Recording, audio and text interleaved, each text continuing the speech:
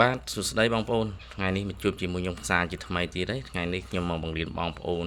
ពីរបៀបបន្ថែម admin នៅក្នុង page របស់យើងដើម្បីធ្វើឲ្យ page របស់យើង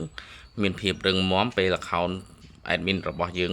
ទី1មានបញ្ហាទៅយើងអាចមាន admin ទី2ទី3ដើម្បីគ្រប់គ្រង page កុំឲ្យមានបញ្ហាអញ្ចឹងកុំឲ្យរងចាំយូរមកទស្សនាវីដេអូខ្ញុំទាំងអស់គ្នាបន្ទាប់មកយើងចូលទៅក្នុង Facebook របស់យើងអញ្ចឹងបងប្អូនហើយយើងចូលកន្លែង tray 3នេះមកយើងចូលកន្លែង tray 3ហើយឡើយយើងជ្រើសរើស page របស់យើងមកបងប្អូនយើងចុចកន្លែងសញ្ញាព្រួយគៀននេះមកបាទហើយយើងយកតើយើងចង់យក page មួយណាដើម្បីដាក់ admin បន្ថែមសម្រាប់ការពារ page របស់យើងពេលថ្ងៃណា admin របស់យើងមួយនឹងមានបញ្ហាទៅយើងមាន admin មួយឬក៏2ទៀតដែលយើងដាក់admin ឲ្យគ្រប់គ្រង page របស់យើងពេល page យើងមានបញ្ហាទៅយើងមាន admin ផ្សេងទៀតដើម្បី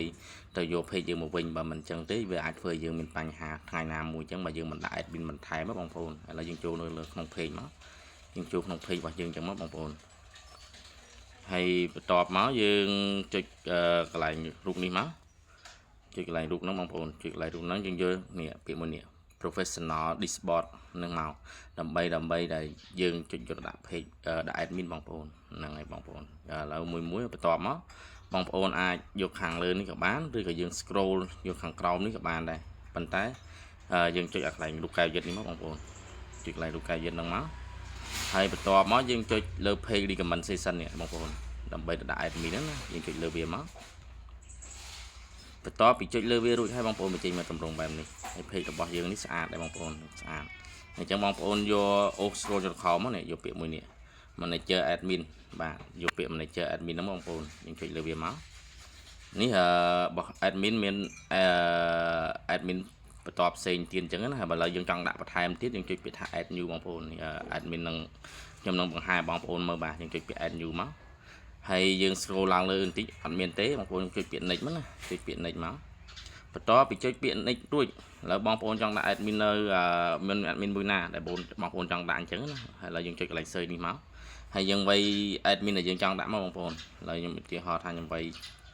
account ខ្ញុំមួយនេះចុះបងប្អូនយើងវាយឲ្យត្រូវតាម page របស់យើងនៅនេះចេញឥឡូវវាអត់មានអញ្ចឹងខ្ញុំវាយម្ដងទៀតបងប្អូននេះវាចេញបងប្អូននេះជាស្រ័យនេះខ្ញុំឃើញ admin របស់ខ្ញុំនៅត្រូវដាក់នេះបងប្អូននេះខ្ញុំដាក់លើ admin មួយនេះមកហើយយើងចុចលើវាបងប្អូន